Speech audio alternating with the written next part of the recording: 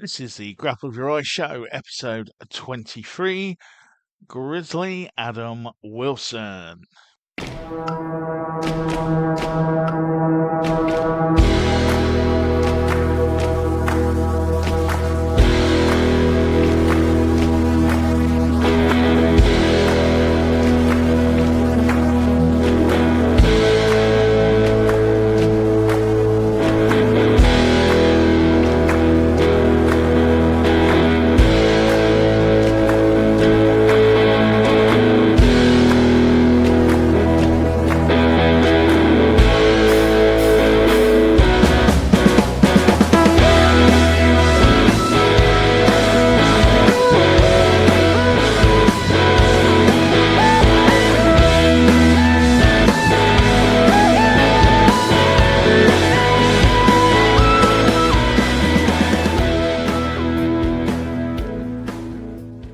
Welcome to the Grapple of Your Eye podcast, episode 23. My guest today is Grizzly Adam Wilson, and thank you for taking the time to join us today on this bright sunny day as we sit in darkness. Thank you for having me. It's a pleasure. And as always, for anyone that's the first time on here, we have to ask them, where did it begin? So where did martial arts begin for you, sir? Well, I think like a lot of people, did martial arts as a kid. I always wanted to, but my mum was very kind of against fighting, any kind of fighting she didn't like. I kept, I think I saw Rocky was probably the first thing I saw with any kind of combat sport. I was about 8 or 9, and I was like, oh, I want to box. But yeah, mum never let me do that. So it wasn't until I sort of abandoned it as an idea until when I was about 21. A friend of mine at work had been doing kung fu up in he'd done Wing Chun up in London, and he'd moved down to Southampton. So he found a school and was like, "Do you fancy giving it a go?" I was like, "Yeah, sure. I'm not doing anything else for my evenings. Do you know what I mean?" And yeah, that was really where it started. But it wasn't anything. I never sort of at that point had any idea that I'd sort of start actually get into sort of almost a career in martial arts. I never thought it would kind of be my thing, because like I say, it was just a thing I did on the weekends, sort of once or twice a week, just to kill someone, really. And I thought, yeah, I've seen some Bruce Lee films. Being able to kind of do that, that would be cool. Do you know what I mean? But yeah, no, it's very surprising because I was very unathletic. I'm quite unathletic now, but like, I was very unathletic as a child, like chronic asthma and all that. So yeah, quite surprising that I've now, sport is my jam. But yeah, so then after about a year of that, that's when I found jiu-jitsu, because another friend at work had introduced me to MMA, and having watched sort of pro wrestling as a kid, I knew Brock Lesnar had sort of done, cage fighting or whatever, and I'd never heard it before. But then I just like, cool, went on YouTube, find some of Brock Lesnar's fights, and then started reading about other martial arts too there, and read the same thing most people have probably read about jiu-jitsu, which is the allows a smaller person to use technique and use someone's size against them and all that. I was like, I was a weedy sort of 45 kilo bloke at the time, so I was like, yeah, that sounds like that could help me. So and yeah, sought out and found a jiu-jitsu class, and yeah, that was it. Okay then. Okay, so going back just to the Wing Chun bit, I mean, how was it? What are your memories from that? Because obviously, like you say, you're watching Bruce Lee and stuff, and you've gone along to some of these lessons. What are your memories? What can you remember that you took from that? I mean, was it like the films? Kind of, yeah. I mean, the people weren't flying away when I kicked them, but like it was disappointing. no, yeah, but no, it was good fun. Do you know what I mean? But I don't think I ever necessarily saw it as, something I was going to use day to day. I probably maybe deluded myself into a little bit into thinking I was a really good fighter, but like, a lot of it was just a hobby, really. It was just a bit of fun, I didn't, yeah, it was just something to do, really. Do you know what I mean? But yeah, I enjoyed it. But it's even though I sort of don't do it now, it was very important, because if I hadn't had that, I wouldn't have ever got to where I am now with jiu-jitsu, because that was my sort of gateway drug, if you will. So yeah, no, fair enough. Well, how did you find it then? So you've got that Wing Chun experience. You've looked up, Brock Lesnar and sort of the UFC sort of stuff that's going on, and now you've gone in for jiu-jitsu now. How did that stepping on the mat the first time or first few times if you can remember, link to, because obviously your previous experiences, your Wing Chun, was there anything similar? Was there anything different? Not massively. Like it was very very different. But I just remember the first technique I learned. So it was a I remember it was a hip bump sweep, and I was partnered with a guy who was maybe 30, 40 kilos heavier than me. And I remember thinking, this is never going to work. Do you know what I mean? This technique is Yeah. like he's huge. He's not going to go anywhere. And then I was just like, oh, it happened.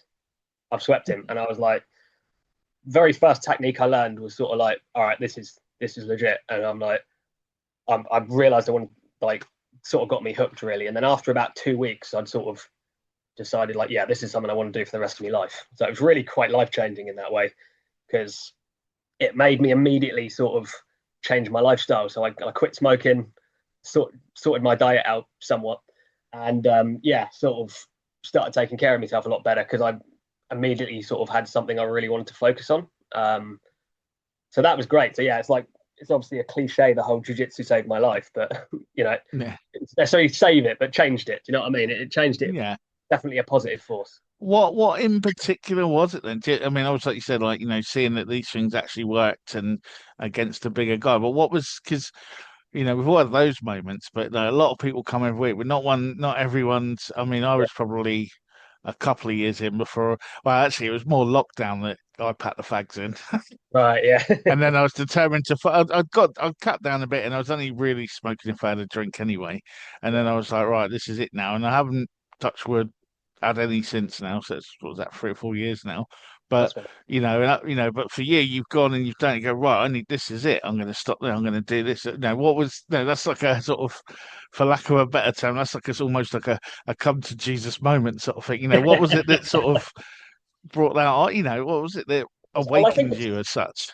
it's one of those like smoking because I'd been smoking by then. I'd been smoking for about 10 years on and off. So like Yeah. I sort of been trying to quit loads of times, and I was like, oh, I finally have a good reason. Like, if I want to get far in the sport, being a 20 a day smoker isn't gonna help that. It's Yeah. not conducive. It's not a conducive habit to that lifestyle. So that was immediately sort of my motivation. It's like if I want to pursue this, and coach I had at the time was quite an active competitor, so he I kind of saw that and I wanted to go the competition route as well, even quite early Hmm. on. So I was like, all right, I know there is a competition scene. That's something I want to pursue. So I was like, I bet the athletes, the guys who are competing regularly and doing well, aren't smoking 20 a day. So that was a sort of good motivator. But yeah, I think really in terms of just jujitsu and what really drew me to it, it's the kind of problem solving element. It's Yeah. like it is like a thinking game. Like it's physical. It's as much mental as it is physical, and I think that's what really drew me to it because you can see the sort of pathways that you've got, and you can see so many different solutions. And I always think of jiu-jitsu like a flow chart. It's so Yeah. many different options, like a choose your own adventure book. And I kind of like I that, remember those. but it's also infinite. Do you know what I mean? It's like, and I just think the fact that with sort of kung fu, it's like I've seen a punch before, I've seen a kick before. Whereas in jiu-jitsu, I was seeing these things I've never seen before. I'd like, seeing a sweep or an armbar or anything, and it's like I've never seen. That's amazing. And I just remember the sort of wide-eyed sort of reaction I'd have to like seeing this amazing thing I'd never seen before. Um, yeah, so I think that's what really sort of ignited the kind of passion in me. And yeah, I'm kind of a bit sad that I don't get that anymore because I've been doing it 10 years now. And Yeah. I can't, I very rarely see something for the first time now. So yeah, but I see that's what you mean. really Yeah. more something. Yeah, Okay then. So you're going now. You've dedicated to it. You've got your white belt. Tournaments are starting. How is this developing then? Are you're sort of 6 months down the line? Are you still like, yeah, this was a good idea, or is it sort of arm in a sling, leg raise, and go, why did I do this again? well, How was that initial progression? Because everyone can have that moment where it's like, yeah, okay, this is it now. I've made my decision, and then a week later, we're not, and we're back where we were, type thing. Snakes and ladders. touch wood. I'd say I think I did fairly well injury wise early on because I was Yeah, early 20s. I was sort of like I was somewhat flexible anyway. Like I could get, when you're younger, you can get injured and then the next you just have to go to sleep and you've healed. You know what I mean? It's like, yeah, yeah, yeah, yeah. I don't have miss that those much patience. days. Um, yeah, I injured my back sneezing the other day, so that's where Oh we're at man. now. But yeah, it's I did fairly well injury wise, but yeah, competing, I absolutely. I wasn't a natural competitor, so I did my first competition after about 5 months. Um, and yeah, I remember it vividly. I pulled mount instead of guard, so I got a grip on collar and sleeve, and I forgot to put my foot on my opponent's hip, and I just pendulumed underneath them, and they dropped to their knees into mount, and I think they armbarred me or something. But it was like, yeah, I was like, that's a good start. Yeah, um, yeah, and then I competed a fair bit at white belt, so I had just shy of 20 matches. I won some of them. Uh, but yeah, like I was on a winning record towards the end of white belt. But yeah, Yeah, it took a while. I think I won 3 of my first 10. So that's right. And yeah, then, I mean, your blue belt run from just looking at it seemed to be like every tournament ever as a blue belt. You seem to be like the kind of I don't know, East Putney champion right the way through to like, the Newcastle. Right, yeah, I don't know. I'm exaggerating slightly, but it seemed like if there was a tournament on it a weekend, you seem to have been there competing in it. And yeah. So I did about um, I had about 50 or 60 matches at blue belt. I think I did something like 20 divisions in 1 year. So fairly fairly active. Yeah. Yeah. what were you Again, doing? Because won some of that's an active competition thing. Because some people are like, oh, you know, I can't compete because I haven't trained enough for this competition or whatever. But you're doing like, one a weekend. It seemed like. What were you doing on the mat and training to do that? Was it just normal lessons, or did you up your game? pretty much just training every day. Do you know what I mean? And it was really, yeah, it was just training at every class I could. Like I think we probably had about 4 or 5 classes a week then. Yeah. So just a case of just getting as much training in as I could, really.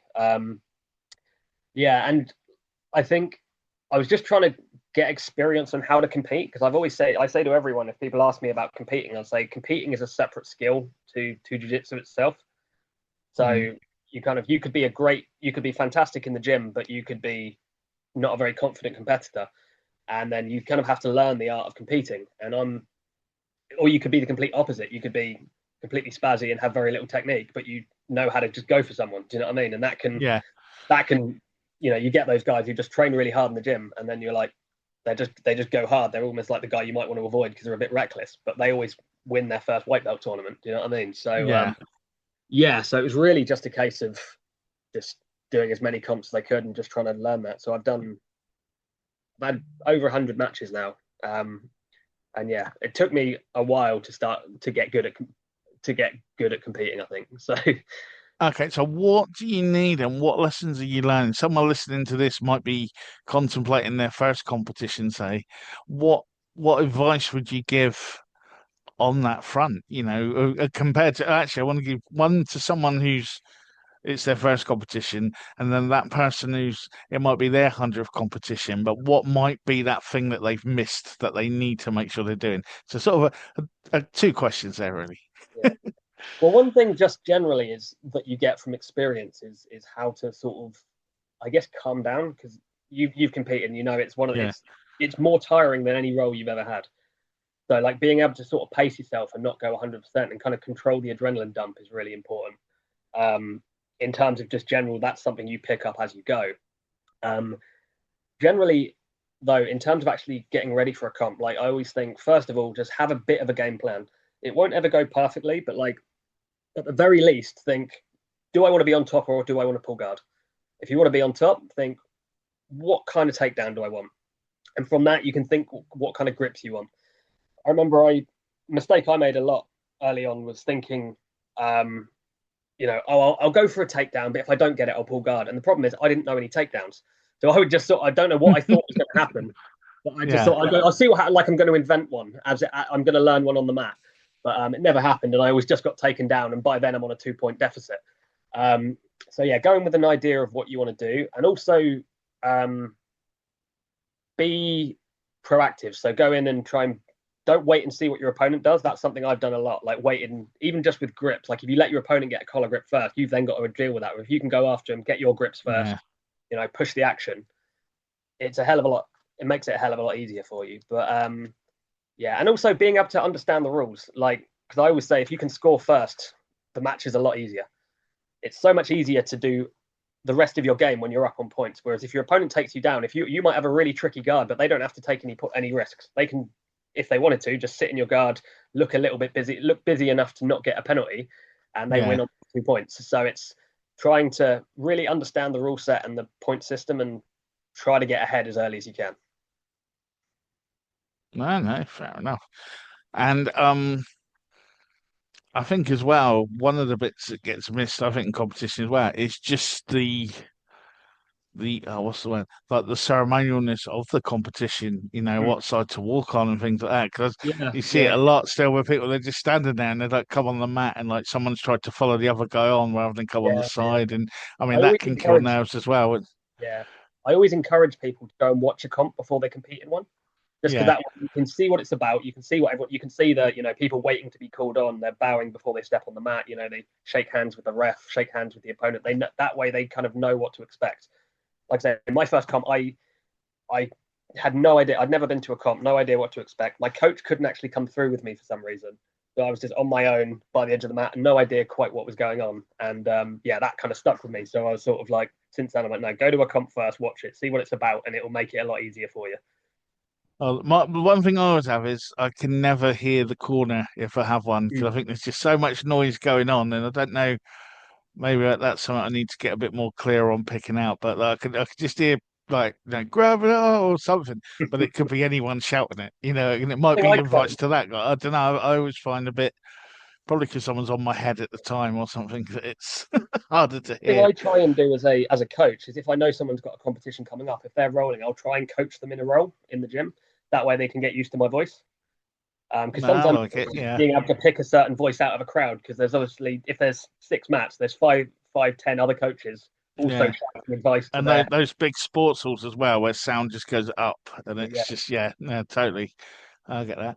Okay, then so you're a blue belt, you're competing everywhere, you're learning the competition scene as we've just discussed.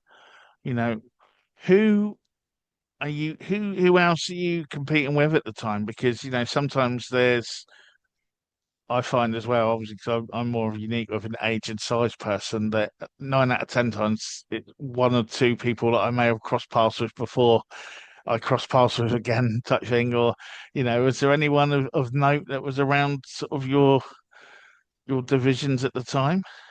Yeah. Oh, God, remembering names because a lot of them haven't. I now haven't fought them at purple belt, so it's sort of Okay. different people. And it also, yeah. John Lima was one I fought quite a lot, Yeah. 3 times because I remember I fought him always in like IBJJF. I was always at the London Open, I think.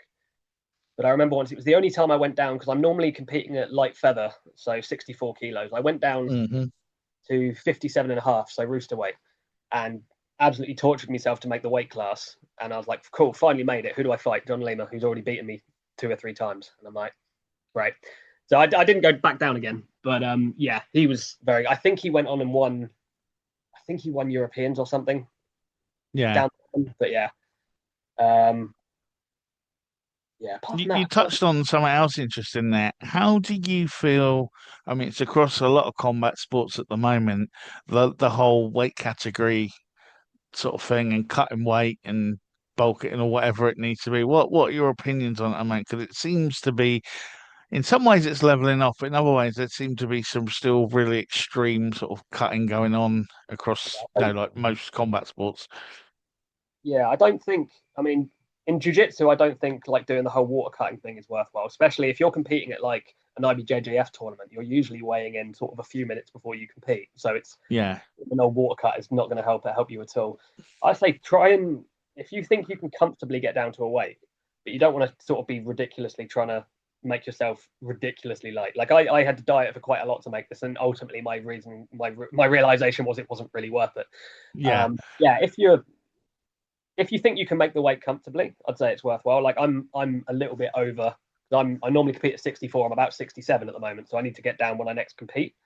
yeah, So I'll get down for that, but that's just getting down to a more natural weight. It's just I've put on a bit of podge basically. So yeah, uh, yeah, so for that I'd say generally, but yeah, if you're thinking you feel good at like a natural weight, you're looking after yourself, you're eating well, you're in good shape. Don't yeah. then starve yourself to make because it often Like you saw it, you can see it with MMA. Like the number of guys now who have, granted it's water cutting, it's a bit different, but the guys who have gone up a weight class and been a lot better. Guys like Robert Whittaker, for example, Yeah, he's a decent welterweight, but he went up to middleweight and became the champion just because he wasn't fighting fully yeah, depleted. that More and more strain guys, was off his body now. Yeah, that's it. More and more guys are doing that. I think the weight cutting in MMA is ridiculous. It's more dangerous than the actual fight. It's yeah, I would personally be in favour of it being banned. I think it's ridiculous. It's just a thing that's sort of been carried over from from wrestling in America, isn't it? They yeah, do like water the cuts and division. Yeah, but I just think I'm all for weighing in. I think it should be same day. Give them about 2 or 3 hours before the competition. yeah, I like Because that. you know a lot of these as well, you got to cut, you got to weigh in, but it's like the day before, and you can, well, you see it sometimes. You see someone barely being able to stand weighing Yeah, in, looking at, then they come out and they look like twice the size because they've just yeah. gone and had like 15 steaks. It's Well, like it's just I remember reading Dan Hardy's book, and he tells a story about that when he fought Rumble Johnson. Rumble Johnson weighed in at 170 pounds, and the next day was 215.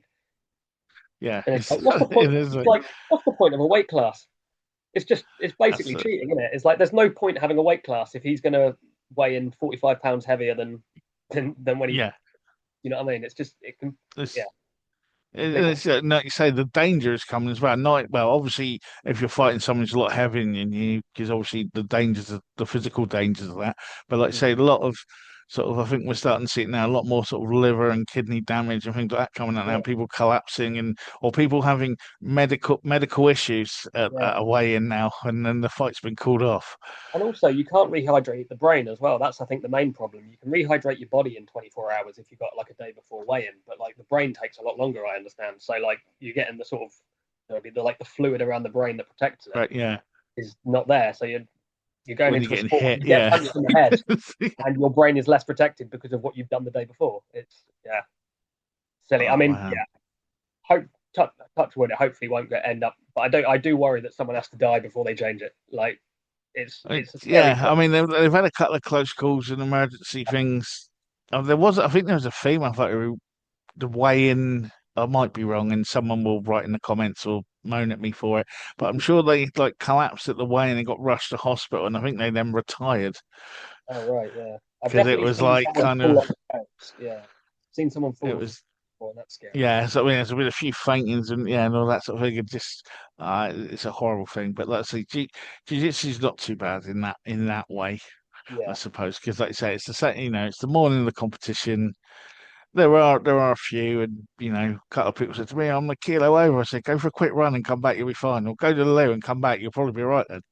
Oh I yeah, likened. you know, it's not I think like the extreme. IBJJF way of doing it, like weighing in just before the match, is probably the fairest way. Yeah, But I'm in favour of like you can weigh in at 9 a.m.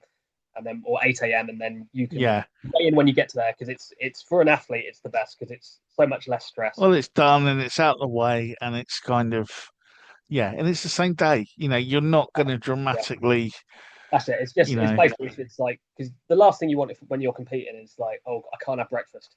You're like you don't want to compete without having breakfast.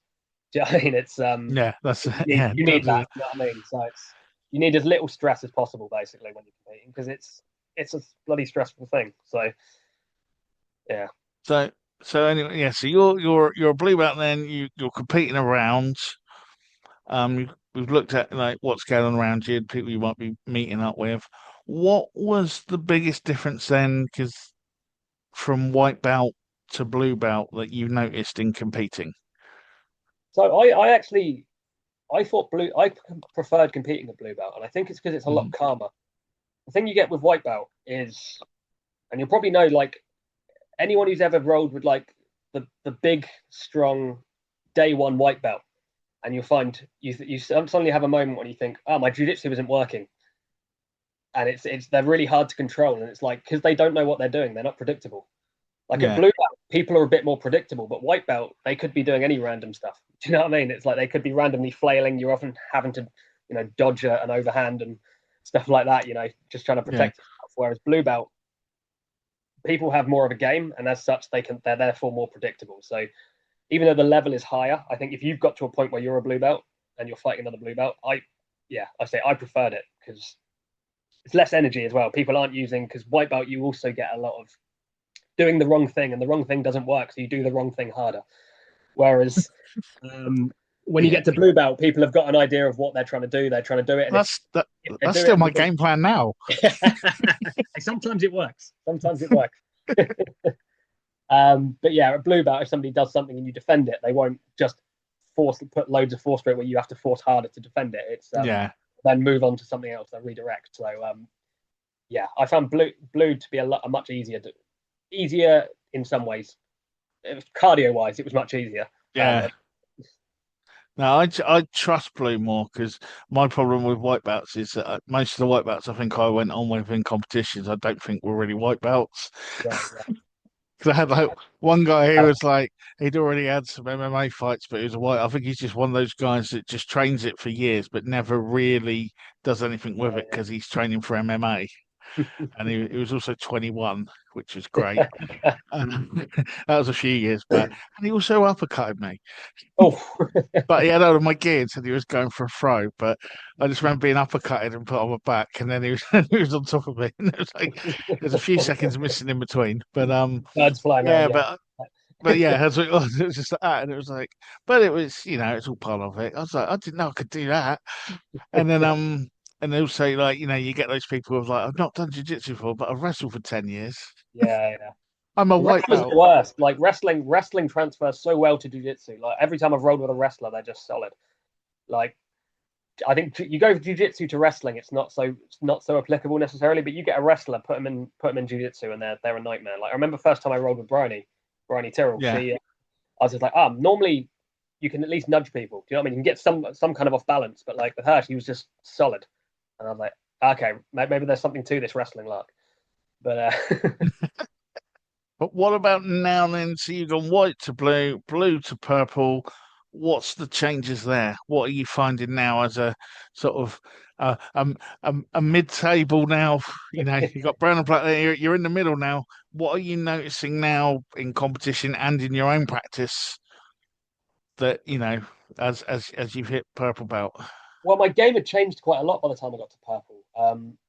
Because in the middle, between sort of stopping competing at blue and then getting my purple, I'd done 2 years of MMA, so that Hmm. really Oh, changed okay. the game because I had to. I basically went from being a guard puller constantly at blue belt to basically having to become a top player because there's not really, unless you're an incredible guard player, there's not really a place for a guard player in MMA. So you have to be on top to win. So Yeah. yeah, so I sort of started developing a top game and a guard passing game.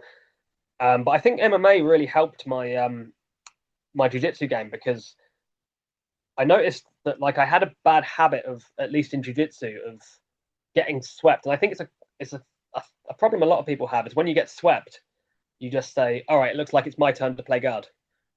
In NA, that's no, you get the hell up. You get up, Yeah. or you're going to get punched in the face, or at the very least, you're burning the clock. You're going to lose the round. So the urgency to get up on top and like not accept a takedown, not accept a sweep, has really helped me. So yeah, that's the kind of the main thing I got from it. And then yeah, I found I became by purple belt when I started competing, and I gave up on MMA and went back to jiu-jitsu. I found I was much harder to score on. Yeah, that's the main thing I noticed. But yeah, my game was quite different, but I also had more of a game, I think. Whereas blue, Yeah. it was close guard and then do stuff until you can usually try and sweep them or try and armbar them basically. Whereas I had a bit more of a rounded game at purple belt. Okay. Well, let's switch back to why MMA then? Was it just an urge to try it, or was it just something that you felt was, I've done this now I'm going to try this, or Yeah, well, I so when I started, obviously with kung fu, another friend at work had introduced me to MMA, and that's when I started watching like hmm Brock Lesnar and finding other yeah, stuff. Through reading about MMA, I found jiu-jitsu. So when I actually started jiu-jitsu, it was kind of with the intention of doing MMA one day. But then I okay, kind of just fell in love with jiu-jitsu, and MMA went to the side. By the time I had I call it a mid-20s crisis. So I got to 26 and was sort of like, I'm closer to 30 than I am to 20 now. If I don't do this now, I probably won't do it. So I decided, I'm going to start taking up MMA. So yeah, started kickboxing, and yeah, just started trying to turn my jiu-jitsu game to be more MMA applicable. Because like going back to saying about Bryony again, one thing I noticed rolling with her is jiu-jitsu is a lot harder when the person doesn't just lay there. Um, you probably know, like if you're trying to grapple someone who's trying to get up, it's a lot more difficult. So like trying to find a jiu-jitsu game that involved actually holding someone down as opposed to just passing their guard because they've chosen to be on their back. But yeah. Okay. And how many fights did you have at the end? So I had six. Yeah, I won three, lost three. Yeah, I think two submission wins and one TKO. Okay. So it was like, yeah, mainly sort of inter-club level, and then I had one fight on Shock and Awe as well. That was my last one. Okay. And what was probably then where you said about like the game thing of it, what were the biggest differences in competing in that compared to say jiu-jitsu that you found, both in technique and in obviously I Um, imagine with an audience screaming for your blood, it might be a bit different than yeah, parents shouting at their children. MMA is terrifying. That's what I got from that. MMA is terrifying. Like and Yeah. like as someone who'd never really been punched before, like obviously when you get into it, MMA, like I'd sparred with like boxing gloves before, but then when Yeah. you get with an MMA glove, it's like, oh, you know exactly where you got hit. You know what I mean? It's like you got right here. Like, yeah, yeah. I think I was kind of. I'm glad I did it. Like I was trying to convince myself that I wanted. I think I liked the idea of being an MMA fighter more than the reality of it. I like jiu-jitsu, and I wanted to be able to call myself an MMA fighter, but like yeah, I think I realized I did enough to realize it wasn't for me. Basically, I got to so I was training for a fight before lockdown, and I got injured just before that. I injured my knee, but then during lockdown, I was sort of the show. So the show got cancelled anyway, due Yeah. to and then during lockdown, I was kind of umming and ahhing between sort of really wanting to do it and not wanting to do it at all, like with MMA. And I kind of came to the realization that like you can't really be half in on MMA. Like jiu-jitsu, you can do jiu-jitsu twice a week, just be a hobby. Do you know what I mean? Be a bit of fun. Even if Yeah. you, it's not going to be that bad. But if you lose in, MMA, you can get seriously hurt. So it's sort of Yeah.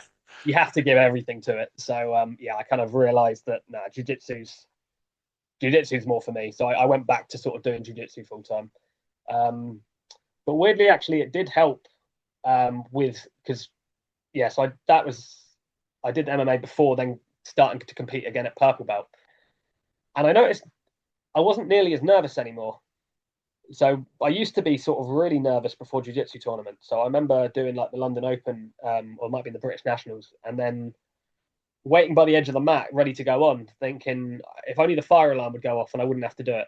Do you know what I mean? Like Yeah. I used to get incredibly nervous, but then I remember going back to it now at purple belt and having done MMA, and I was just stood by the edge of the mat going, I don't feel anything. It doesn't scare me anymore. Do you know what I mean? And it's like I think that context that like I'm getting into I'm competing in a match now, but the fear I don't have to be afraid of getting my nose broken. Do you know what I mean? It's Yeah. the only fear is I look a bit. I don't do a good performance, but that's kind of really the only thing I was scared of before. But like I've realised there's worse things than that. Do you know what I mean? So it's yeah.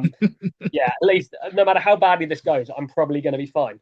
So yeah, that really helped make me more confident in competing. I believe. Ah, excellent, excellent. Okay, then. So you've left that behind you now, and you're proud about you're competing.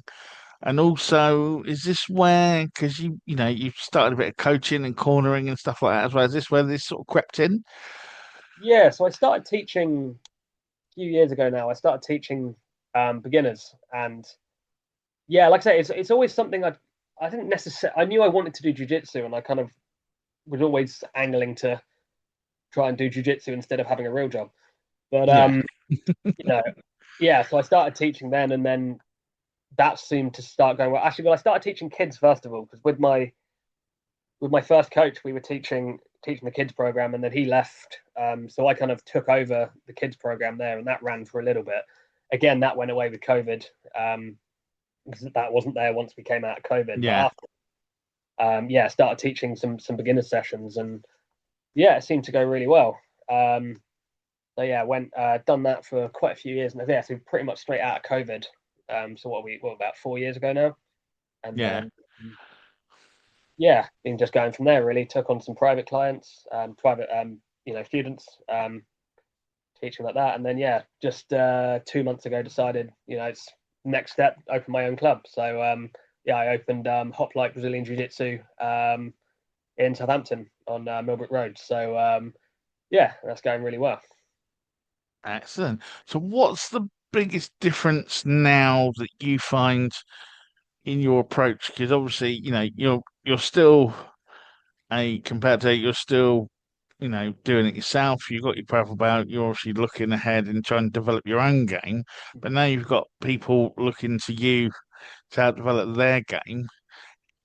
How's that how's that feel? Because that must be a bit weird. I'm a school teacher, so I Yeah. can get kind of that, but not that. But then also, how are you using that to help develop your own game as well? 'Cause obviously, you're probably revisiting things and techniques and stuff as well, I imagine. But how is that? How does that affect you?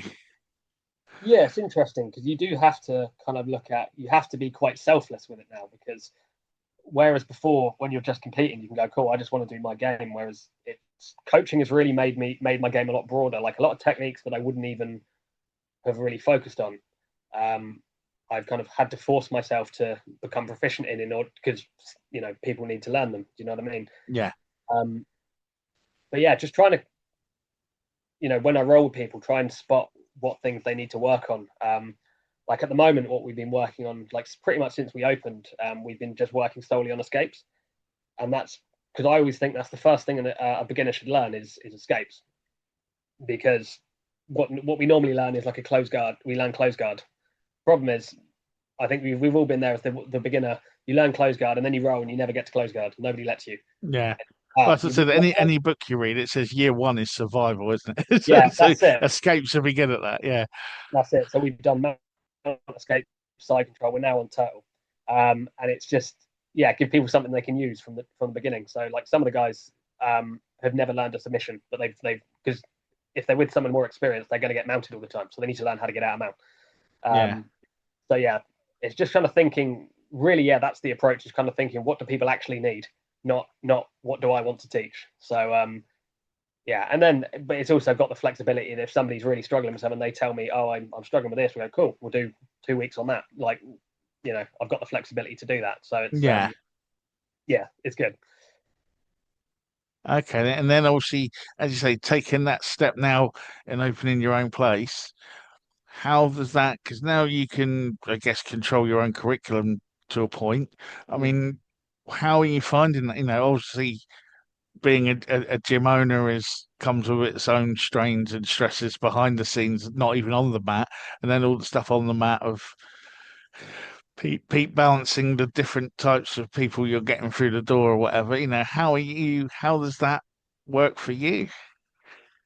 Loving it, yeah. Like it's one of those things. Like I wish I'd done it years ago. Do you know what I mean? It's Okay.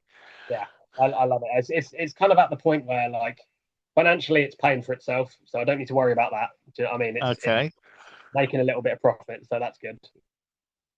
Like that would be the first thing, like making sure I can pay the bills. If I couldn't pay the bills, then I probably wouldn't be quite so chill. But it's like no, it's paying for itself. So so I'm just free to just turn up and have some fun. Really, like I say, I love teaching. I've been doing it for what 4 or 5 years now, and it just gives me a chance to.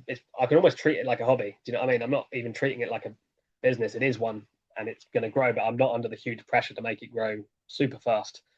It's Yeah. just I can just turn up, teach jujitsu, do what I love doing, and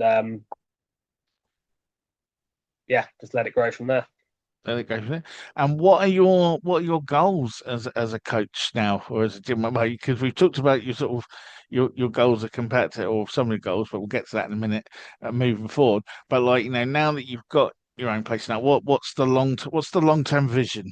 That's the word. We have a vision now. What's your vision for where it's going to go?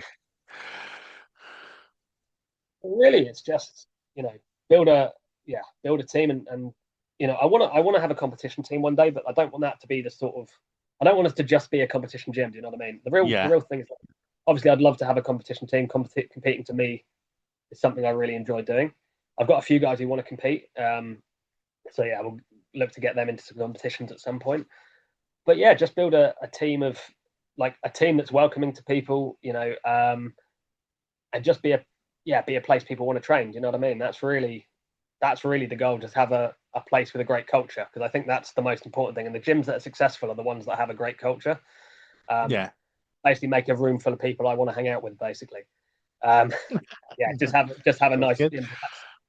Obviously, it's only a small percentage of people who ever want to compete. So yeah, I don't want to just be drilled in on that, because that could put people off and go, oh, that might be a place I go and get battered. But yeah, want it to just be a nice place basically, and just grow it that way, and yeah, make sure the culture is yeah what is a welcoming place to people, basically be beginner friendly, and yeah, a nice place. I rambled a bit there. That's okay. That's okay. And what about what's next for you as well? And as a practitioner and as a competitor, what's your obviously you've got the gym side of it going on now. Are you looking to compete more at Purple? Are you looking to obviously there will be Would be so good. progression in your future as well. And will it be something? Will you be competing as you move up through the belts as well, or what's your sort of vision for Yeah, yourself? yeah, absolutely. So I'm hoping to start competing again this year. Um, like I say, I got a few kilos to lose, but yeah, probably maybe looking at the next Neon. Is it August? Hmm. So yeah, I might look at that one because it's a good local one. Like I live the next street over, so it's quite handy. Yeah. Yeah, and hopefully try and do that one, and yeah, hopefully bring a team to that as well. But yeah, like I'm sort of I've accepted I'm not going to be a world champion. Do you know what I mean? Like I'm not. Uh, competing for me is something I'm kind of doing for fun. Um, yeah, just try and get back into it. Basically, it's been a while since I last competed, so yeah, just need to yeah lose a bit of weight and get back on it. But yeah, I think I'll probably try that Neon one in August for the next one. Okay. And if anyone is listening to this and they're liking the sound of what you're doing, what's the best way for them to grab a hold of you? So we've got Instagram. We've got Hoplite Jiu-Jitsu on Instagram, or mine is Grizzly Adam BJJ. Yeah, Instagram's probably the best one to get me. I do have Facebook as Cool. well, but I don't use it nearly as much. Yeah, or you can Google us, go on Google Maps and search Hoplite Brazilian Jiu-Jitsu, and you should be able to find my number there. And yeah, Excellent. I'll put the links in the show notes as well for that then. And yeah, any further sort of words of wisdom really, or anything else that you'd like to oh, on the spot. drop on us? Yeah. Okay. Go train. If you're already training, keep training. If you're not training yet, come train. Oh no, well that's it. That's brilliant. Well, thank you for taking the time to talk to us today. Thank you for having me. Yeah, as I say, yeah, it's been an honor and a privilege. So thank you very much. Very much. Yeah, have a good one. A big thank you for Adam for joining us today. I've been your host, Brett Summers, and this has been the Grapple of Dry Show, episode 23. We're going to be back next week with another guest. In the meantime, you can check out everything about us at thegrappleofdry.com. You can check out our social medias on Instagram, Facebook, Threads, and all the other ones. And if you want to listen to any of our podcasts, you can listen on YouTube, Spotify, Podcast Addict, Apple Podcasts, and most other places that you can get your podcasts from. And if you'd like to watch, we have the episode videos on our YouTube channel. So please do take a look. As I say, we'll be back next week, so we shall see you then. So stay safe and stay on the mats.